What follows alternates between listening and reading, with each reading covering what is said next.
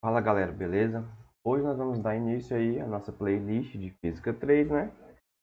E para começar a nossa playlist de Física 3, onde a gente estuda aí basicamente eletricidade, perfeito? Nós vemos os processos de eletrização, depois nós vamos para a elerodinâmica, estudar circuitos, potência, corrente. Depois, você vê o que lá na Física 3? Você vê aquela parte de eletromagnetismo, né? Famoso eletromag. E por fim, quando dá tempo ali nas escolas, né? Essa é a verdade, você vê um pouquinho ali de física moderna. Mas aqui a gente vai começar de onde? Nós vamos começar do que nós chamamos de eletrostática. Eu sempre gosto de ir pela morfologia da palavra. Só que aqui a gente encontra um pequeno problema. Ó. Se você olhar para a morfologia da palavra eletrostática, estática lhe lembra o quê? Estática lhe lembra algo parado, não é isso? E eletro você pode pensar como um elétronzinho, a partícula. Só que aí tem um problema. Por que, que vem esse nome eletrostática? Esse nome eletrostática, na verdade, ele foi dado a essa parte da matéria da disciplina muito antes de se ter o conhecimento que nós temos hoje. Então, antigamente se acreditava o quê? Que essas partículas que estavam contidas nos corpos eram elétrons e esses elétrons se encontravam em repouso, se encontravam parados. Por isso que você estuda a chamada eletrostática. Mas depois de um certo tempo se descobriu que isso não é verdade. Que na verdade essa partícula consegue se movimentar por dentro do corpo, mesmo que seja um movimento pequeno, mas ela consegue. Então é só um detalhezinho aí do nome da nossa disciplina, certo? E de onde que veio esse conhecimento da eletrostática, da eletricidade? Diz a história que ele começou esse conhecimento há 600 anos antes de Cristo. 600 anos antes de Cristo. O que aconteceu? Um rapaz lá chamado de Tales de Mileto, salvo engano, pegou duas pedrinhas de ambar e começou a tritar uma na outra. Ele percebeu o quê? Que depois que ele fez esse pequeno contato e afastou as esferas, elas faziam o quê? Elas sentiam uma certa atração uma com a outra. Só que naquele tempo ele não tinha esse conhecimento necessário para fazer todo esse estudo da eletrostática, certo? Então, pessoal, então aqui a gente vai começar com alguns conceitos bem básicos na aula de hoje, essa é a nossa primeira aula, alguns conceitos bem teóricos, bem básicos. Aí sim, na próxima aula a gente vai aprender sobre os processos de eletrização. O primeiro conceito que nós temos que aprender é o conceito da carga elétrica, que é o que vai sustentar todo o nosso estudo da eletrostática. Tudo vai girar em torno de quem? Tudo vai girar em torno da carga elétrica. Bom, carga elétrica nós vamos representar por um quezinho minúsculo, perfeito? Carga elétrica. Então, o que é a carga elétrica? É uma propriedade física de determinadas partículas. É uma de... Bom, e o que é carga elétrica? É uma propriedade física de determinadas partículas que justifica a interação entre elas. Ou seja, essa interação que tem entre duas partículas quando elas estão, por exemplo, eletrizadas, se justifica pelo quê? O que faz com que essas partículas se atraem ou se repulsem? O que justifica isso é a chamada carga elétrica. Toda vez que você vê essa palavra em física, ó, interação, toda vez que você ouvir essa palavra em física, interação, você tem que entender o quê? Interação aqui para a gente, na física, significa força. Então, é uma propriedade física de determinadas partículas que justificam a interação entre elas. Essa interação vai ser de que tipo? Vai ser através de uma força. Nesse caso, carga elétrica vai ser que tipo de força? Força elétrica, perfeito? Então, carga elétrica é o quê? Uma propriedade que justifica essa interação elétrica, essa interação de força elétrica entre partículas, certo? Bom, ser uma propriedade física, ser uma grandeza física, ela tem uma unidade, não é isso? E qual seria a unidade de carga elétrica?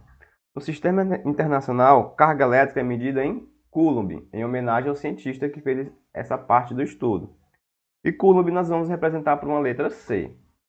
Então, a unidade de carga elétrica, o Qzinho, é Coulomb, representado pela letra C. Mas a verdade é, Coulomb é uma unidade muito grande.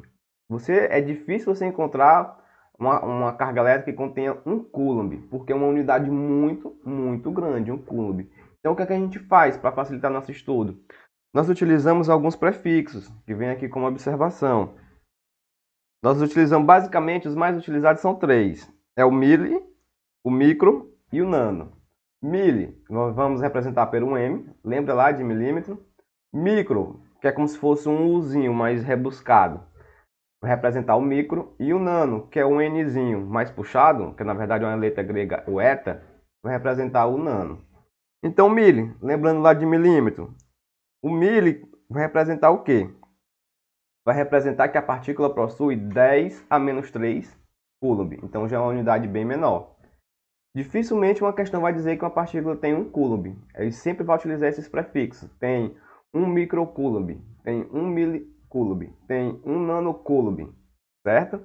Então milli vai representar o quê? Vai representar uma parte desse coulomb. Que parte é essa? 10 a menos 3.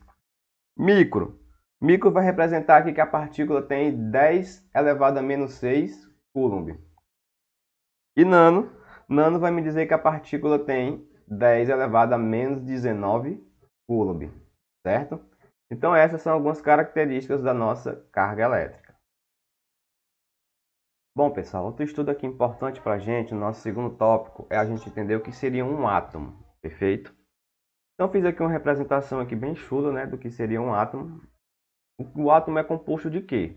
Bom, a gente sabe que o átomo ele tem o seu núcleo e a chamada eletrosfera, certo? Então já a definição, o que seria um átomo? Átomo aqui para a gente vai ser um elemento eletricamente neutro. O átomo vai ser um elemento eletricamente neutro. Ou seja, o átomo ele vai possuir na sua eletrosfera, que está aqui correndo por fora, dois elétrons nesse meu modelo. E no seu núcleo ele vai ter dois prótons e dois nêutrons. A gente vai já especificar. Então o átomo seria um elemento eletricamente neutro, ou seja, o seu núcleo ele é composto por dois prótons, dois nêutrons, nêutron, não é nêutron, é dois nêutrons. Olha a diferença. E a sua eletrosfera possui dois elétrons. Se você for ver aqui, ó, esse átomo ele está eletricamente neutro. Eu tenho duas cargas positivas, duas cargas negativas e dois nêutrons. A gente vai ver agora que nêutron não possui cargas. Então, olha só. Então, nessa parte de dentro, né, a parte circular aí, eu tenho o que eu chamo de núcleo. Aqui é o núcleo do átomo. Dentro do núcleo do átomo eu tenho o quê? Eu tenho os prótons, onde a carga desse próton ela vale 1,6 vezes 10 elevado a menos 19 coulomb. Percebeu que o valor é muito pequeno em relação a 1 coulomb? É de 1,6 vezes 10 a menos 19 coulomb. E perceba que esse é um valor o quê, ó? Positivo. Perceba que esse é um valor positivo. Ou seja, a carga do próton é uma carga positiva. A carga do próton é uma carga positiva. E dentro do núcleo também eu tenho o nêutron. E a carga do nêutron vale 0. Aqui o pessoal faz muita confusão com nêutron e neutro. Nêutron e neutro. Nêutron é a partícula que compõe o núcleo do átomo. Neutro é quando um corpo se encontra eletricamente neutro. A gente vai ver isso, mas não confunda. Certo? Então o núcleo é composto por quê? Os prótons e nêutrons. E na parte de fora ali eu tenho a chamada eletrosfera. O que é que contém a eletrosfera? A eletrosfera contém o chamado elétron. E qual é a carga do elétron? A carga do elétron é a mesma do próton, só que com sinal o quê, ó? Negativo. Então a carga do elétron vale 1,6 vezes 10 a menos 19 coulombs, perfeito? Então perceba que o valor tanto da carga do próton como da carga do elétron é o mesmo valor. A diferença é o quê? É que o próton possui uma carga positiva e o elétron possui uma carga negativa. Aqui só uma observaçãozinha aqui, ó. A gente pode dizer que a massa do próton ela é praticamente igual à massa do nêutron, ou ligeiramente maior. Isso vai nos ajudar a resolver alguns problemas.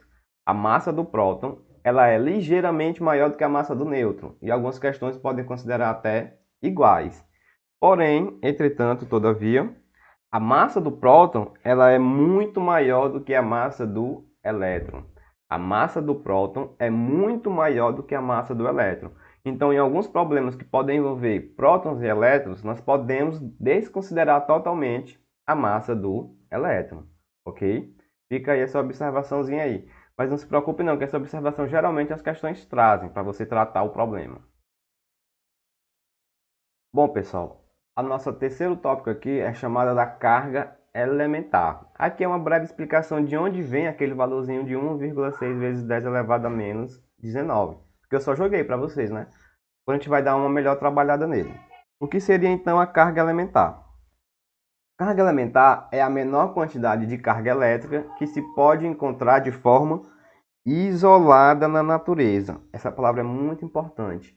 É a menor quantidade de carga elétrica que se pode encontrar de forma isolada na natureza. Então, se tu pegar a carga de um elétron, a carga de um próton, a menor quantidade de carga elétrica que tu pode encontrar é essa carga que eu chamo de carga elementar. E que valor é esse? Já acabei de te mostrar, não foi?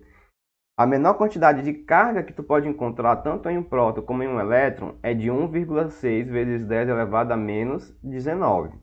Aí vem o detalhe. Se eu estiver falando de um próton, essa carga elementar é uma carga positiva, é mais E. Se eu estiver falando do elétron, é uma carga negativa, ela vale menos E.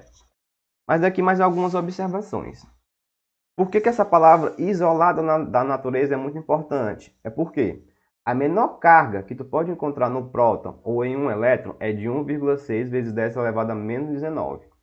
Mas se tu te perguntar o que é que tem dentro do elétron, o que é que tem dentro do próton? Bom, aí nós entramos no outro ramo da física que a gente não vê aqui praticamente no ensino médio, ou vê assim de forma bem rápida, que são chamados quark-up e quark-down. Mas isso a gente não vai entrar nesse mérito.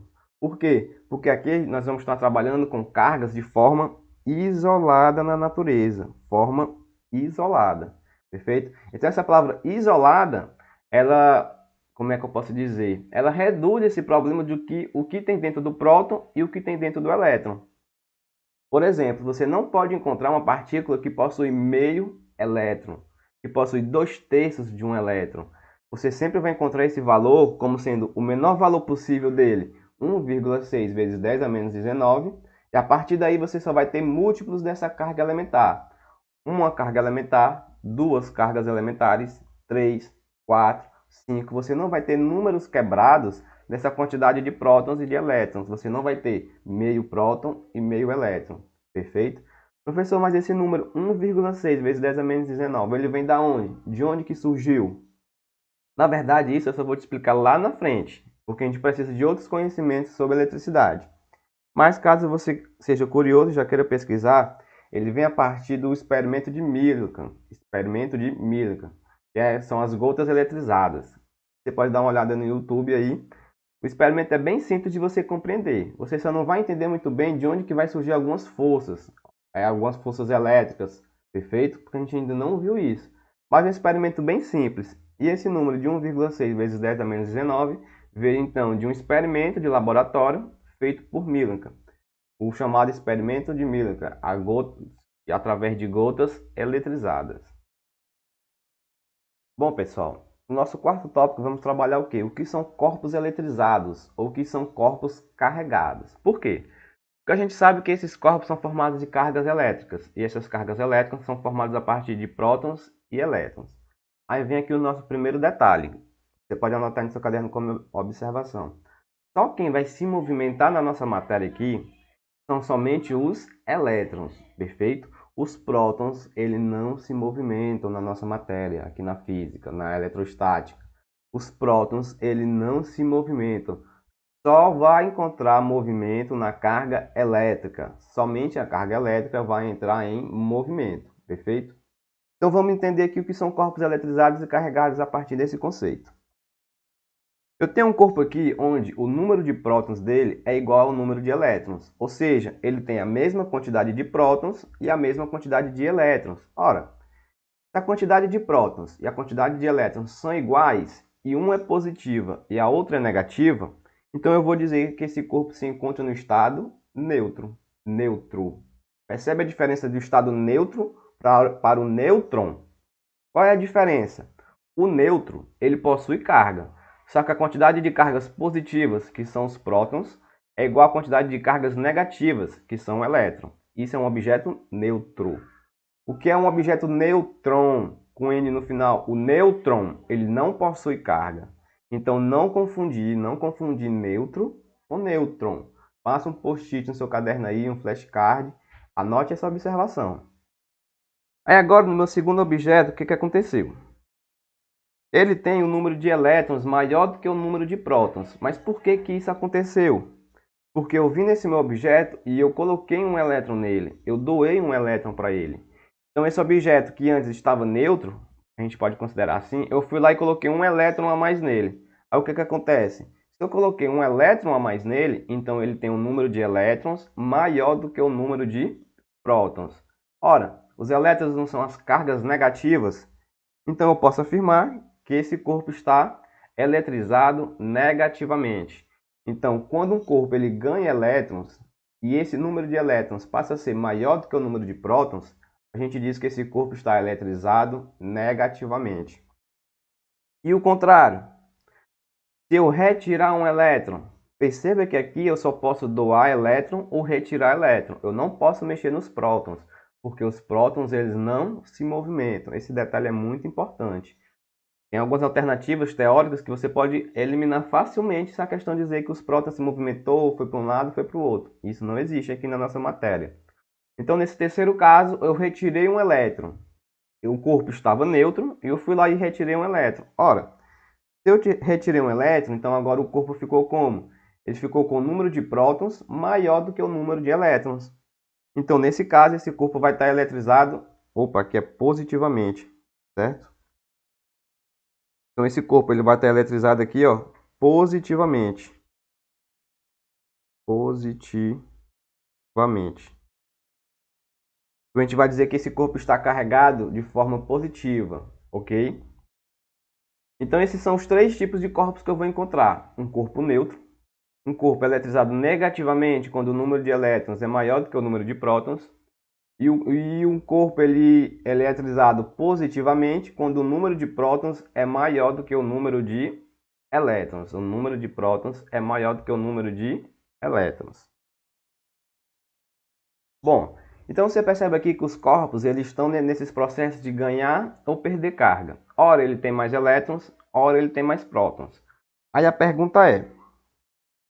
Eita, aqui vai apagar, né? Aí a pergunta é... Como calcular a quantidade de cargas em excesso num corpo eletrizado? Ou seja, se um corpo ele tem mais elétrons do que prótons, como é que eu faço para calcular essa quantidade de elétrons a mais? Se um corpo ele tem mais prótons do que elétrons, como que eu faço para calcular essa quantidade de prótons a mais? A ideia aí é bem simples. Um corpo ele só pode ganhar ou perder elétrons. Só que esse elétron ele tem uma quantidade de carga mínima. Lembra do quadro passado que é quanto? É de 1,6 vezes 10 elevado a menos 19. Então, se esse corpo ele ganhou um elétron, então ele ganhou 1,6 vezes 10 elevado a menos 19. Se esse corpo ganhou 2 elétrons, vai ser 2 vezes esse valor da carga elétrica. Se esse corpo ele ganhou 3 elétrons, vai ser 3 vezes o valor dessa carga elétrica. Lembre-se, você não pode ganhar ou perder meio elétron. Sempre tem que ser um valor inteiro. Então, o corpo ele só pode ganhar valores inteiros dessa carga elementar. Então, fica bem fácil de eu calcular esse valor da carga elétrica, não é? Da quantidade de cargas, na verdade. Então, esse valor vai ser o quê? Esse Q representa a quantidade de cargas, vai ser N vezes E. Aí, o que é que significa aqui cada coisa? Vamos lá. Vamos lá, o que é que significa aqui cada coisa? Esse Qzão vai representar a quantidade de cargas em excesso em um corpo. Quantidade de carga. O N vai representar o quê? Vai representar os elétrons em excesso ou em falta. Deixa eu tirar bem aqui minha câmera aqui do meio. Pronto. Esse N vai representar a quantidade de elétrons em excesso ou em falta. Porque ou é o corpo ele está sobrando elétron, ou seja, eletrizado negativamente, ou o corpo ele está o quê? Ele está ganhando elétrons, né? Sobrando. Aí ele vai estar eletrizado positivamente. Perfeito? E o Ezinho é o valor da carga elementar, que vale 1,6 vezes 10 a menos 19. Ou seja, se o corpo estava neutro, olha para a fórmula aí agora. Ó. Se o corpo ele estava neutro ele não ganhou e nem perdeu nenhum elétron, então o N vale quanto? O N vale 0. Então não tem quantidade de cargas em excesso. Se não tem quantidade de cargas em excesso, o corpo está neutro. Agora, se esse corpo ele tem um elétron a mais, então perceba que o N ali já vai ser 1. Então vai ser 1 vezes o valor da carga elementar. Então esse corpo vai ter quanto de carga elétrica em excesso? Vai ter 1,6 vezes 10 elevado a menos 19. Se ele ganhou 2, aí o N vai valer 2. Se ele ganhou 3, o N vai valer 3. O detalhe aqui que você tem que ficar atento é que esse valor de N, o valor de cargas em excesso ou em falta, sempre tem que ser um valor inteiro. 1, 2, 3, 4, 5, 6, 7. Perfeito? Esse valorzinho da carga sempre tem que ser um valor inteiro. Você não pode encontrar meio elétron e meio próton. E, consequentemente, você não pode encontrar um valor de quantidade de carga de meia quantidade de carga ou 2/3 de quantidade de carga. Perfeito? Então, galera, para a gente finalizar essa nossa primeira aula, vamos falar aqui agora dos princípios da eletrostática. Aqui são algumas regrinhas que a gente vai ter sempre que estar lembrando para resolver algumas questões e para fazer estudos de outras coisas aqui dentro da eletrostática. São dois os princípios da eletrostática que nós vamos ter sempre que obedecer, ou duas regras da eletrostática que nós vamos ter sempre que obedecer. O primeiro é o seguinte, é o princípio da ação e repulsão. Esse daqui é muito simples, nós usamos muito no dia a dia para outras coisas. Olha só, princípio da ação e repulsão. Se eu tenho duas cargas positivas de mesmo sinal, essas duas cargas possuem uma carga elementar, possuem carga elétrica. Então, duas cargas elétricas possuem interação entre si. Nesse caso, essa interação de cargas de mesmo sinal vai ser o quê? Vai surgir uma força entre elas, a força elétrica, pelo par de ação e reação lá das leis de Newton, tem que ser o mesmo valor, certo? E vai ser de que tipo? Se são cargas de mesmo sinal, vai ser força de repulsão. Cargas de mesmo sinal, forças de repulsão. Se forem duas cargas negativas, do mesmo jeito, vai existir forças de repulsão. Então aqui eu faço o quê? Que os iguais se repelem, os iguais se repulsam. Agora, se for cargas de sinais contrários, uma carga positiva e uma carga negativa. Bom, aí como um é positivo e outro negativo, eles vão fazer o que? Eles se atraem. Os opostos se atraem e os iguais se repelem. Os opostos se atraem e os iguais se repelem. Mas lá na frente nós vamos aprender a calcular esse valor da força elétrica. E esse valor da força elétrica você vai ver o quê? Que depende da distância e depende do valor das quantidades das cargas. Lá na frente nós vamos aprender a calcular. Aqui nós estamos vendo a parte teórica. Então, cargas de mesmo sinal, elas se repelem. E cargas de sinais opostos, elas se atraem. Aí está faltando um detalhe aqui, não tá? Que é o que acontece com as cargas que são nêutron. Não é neutro, é nêutron. Ou seja, cargas que não possuem um valorzinho de quantidade de carga. Bom, nesse caso, se for uma carga tanto positiva ou uma carga negativa, estando em contato com o nêutron, de novo, vou reforçar bem. Nêutron, ele não possui carga. Nêutron é um objeto que tem a mesma quantidade de carga positiva igual à quantidade de cargas negativas. Aqui eu estou trabalhando com nêutron, ele não possui carga. Se eles não possuem carga, não possuem interação. Então, nesse caso, não acontece nada. Então, para formalizar, ó, cargas de mesmo sinal, repulsão. Cargas de sinais opostos, atração. E qualquer interação que exista com os nêutrons, ocorre o quê? Nada. Ocorre nada, certo? Não acontece absolutamente nada. Nosso segundo princípio é o princípio da conservação da quantidade de carga. Lembra lá em Física 2 que tu tem o princípio da conservação da quantidade de calor? Aqui é a mesma coisa. O que é que diz lá? Num sistema termicamente isolado, a quantidade de calor cedida por um corpo é igual à quantidade de calor recebida por outro corpo. Isso num sistema termicamente isolado. Aqui nós vamos fazer a mesma coisa, só que aqui vai ser um sistema eletricamente isolado. Sistema eletricamente isolado. Física 1 nós também temos um sistema mecanicamente isolado. A quantidade de energia que um perde vai para outro corpo. Então, em cada ramo da física, física 1, física 2 e física 3, você tem os seus sistemas isolados, certo? Opa. Então, imagine aqui que você tem duas situações aqui desse meu sistema. Na primeira situação, eu tenho aqui 3 cargas. Eu tenho uma carga de mais 5 coulomb, eu tenho uma carga de menos 3 coulomb e eu tenho uma carga de mais 2 coulomb. Se eu fosse fazer a quantidade total de cargas nesse meu primeiro momento, seria de quanto? Ora, 5 mais 2, 7. Menos 3, 4. Então, no meu primeiro sistema, eu tenho uma quantidade total de cargas de mais 4 coulomb. Perfeito? Depois de um certo tempo, houve uma interação entre as cargas. Pode ter havido algum processo de eletrização, que nós vamos estudar na próxima aula. Aí o meu sistema ficou desse jeito, ó. Ficou com uma partícula de mais 3 coulomb, uma partícula de menos 1 coulomb. Só que o que acontece? Se esse sistema ele está eletricamente isolado, ele tem que obedecer o princípio da conservação da quantidade de cargas. Ou seja, se antes eu tinha mais 4 coulombs, depois eu tenho que ter os mesmos mais 4 coulombs.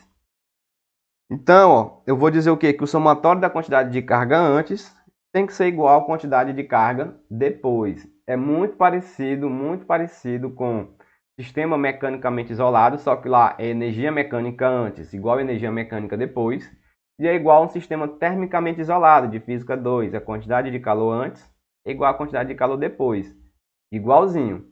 Então, se antes eu tinha que ter 4 e agora eu tenho 3 positivos e 1 negativo, fiquei com quanto? Fiquei com 2 positivos. Está faltando quanto para 4 positivo? 2. Então, o valor dessa minha carguinha vai ser de quanto? Vai ser de mais 2 coulombs. Porque eu tenho que respeitar o princípio da conservação da quantidade de carga. Quantidade de carga antes tem que ser igual à quantidade de cargas depois. Certo, pessoal? Então, esse daqui foi a nossa introdução à eletrostática. Falamos de alguns princípios, carga elementar, carga elétrica.